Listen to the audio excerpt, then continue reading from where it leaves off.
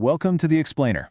Today we're exploring the biological fortress of the cell and the absolute genius of the invisible security systems that keep us alive. Every single cell in your body is essentially a bustling metropolis, and just like any high-functioning city, it needs a strictly regulated border. So we're going to decode the exact rules, gates, and energy-driven pumps that make up this incredibly complex membrane transport system. Consider this your security protocol briefing. Here's our agenda for today. 1. The cellular border. 2. Going with the flow. 3. VIP gates and tunnels. 4. Paying the energy toll. And finally, 5. Bulk cargo and shipping. We're going to move from the simplest perimeter fences all the way to the heavy cargo docks. All right, let's jump straight into Section 1, the cellular border and controlling the inside. So, before we get into the how, we need to talk about the why.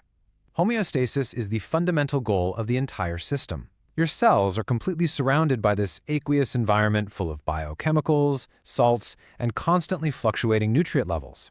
But the inside of the cell? Well, that needs a very specific, perfectly constant environment to survive. The cell absolutely must strictly regulate its VIP list to maintain this internal balance against a totally chaotic outside world. Being semi-permeable means the membrane is highly selective.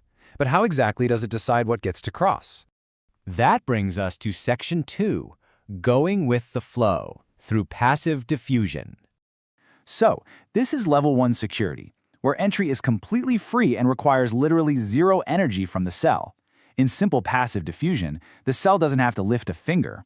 It's kind of like a crowd naturally spreading out across a giant open field. Things just naturally move down their concentration gradient, drifting from an area of high concentration to an area of low concentration until equilibrium is reached. Now, because the membrane is made of lipids, only small, uncharged molecules, things like oxygen, carbon dioxide, or a little bit of ethanol, can just slip right through that fence completely undetected. Now, water is a bit of a special case here. It can sneak through the lipid fence slowly via simple diffusion, which is a specific process we call osmosis. But water is just so critical to life that relying on it to slowly seep through the cracks? Nah, that just isn't going to cut it. The cell actually has a much better, dedicated system for rapid water transport. Okay, up next is Section 3, VIP gates and tunnels, or facilitated diffusion. Welcome to Level 2 security. This is for molecules that want to move down their concentration gradient, but just can't slip through the lipid barrier because they're too big or maybe they carry an electrical charge.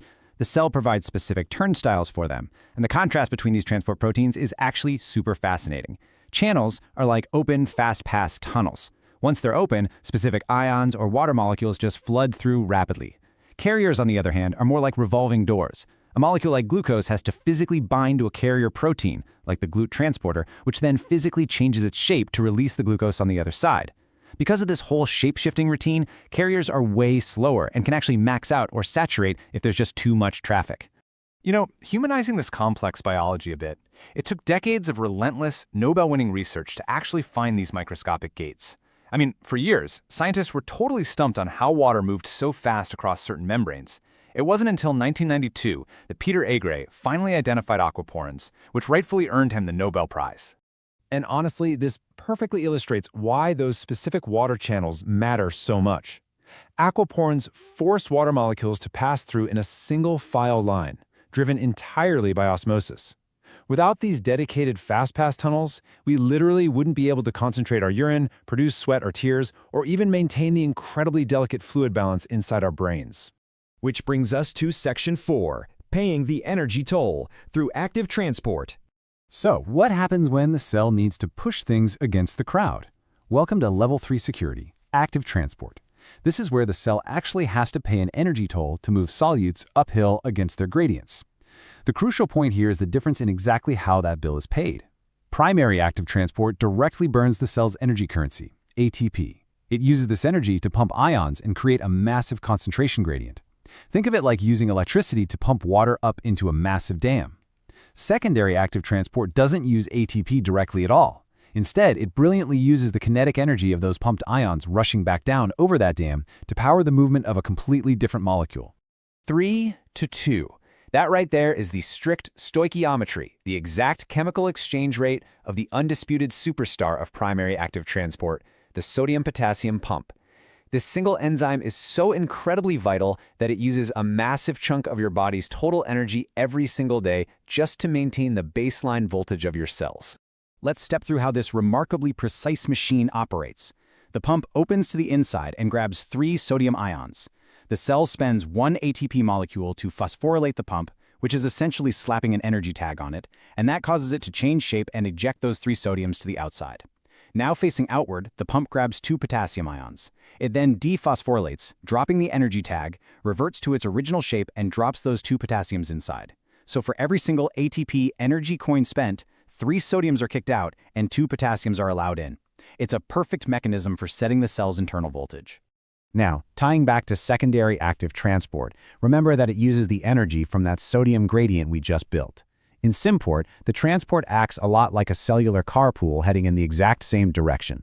Sodium rushes back into the cell, dragging glucose along with it, completely against its will. Antiport, on the other hand, is a strict one-in, one-out revolving door. As sodium rushes in, it provides the sheer force to violently eject calcium out of the cell. Finally, we arrive at Section 5, Bulk Cargo and Shipping, via Vesicular Transport. This is Level 4 security. These are the heavy loading docks for cargo way too massive for any standard protein tunnel or pump.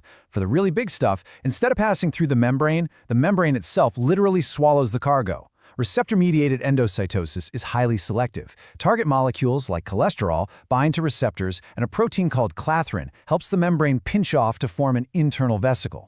Then you've got phagocytosis, which is literal cellular eating, where immune cells like macrophages devour massive invading bacteria.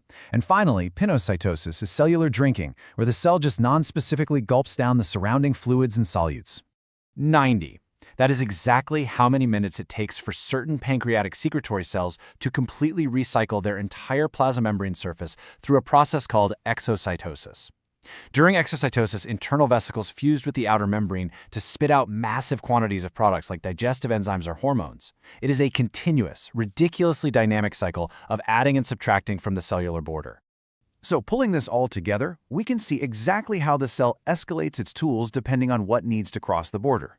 It ranges from simple diffusion, requiring absolutely no help at all, to facilitated diffusion using carriers without energy, stepping up to primary active transport, burning direct ATP, and finally, secondary active transport, leveraging those hard-earned ion gradients. It really is an exquisitely logical system.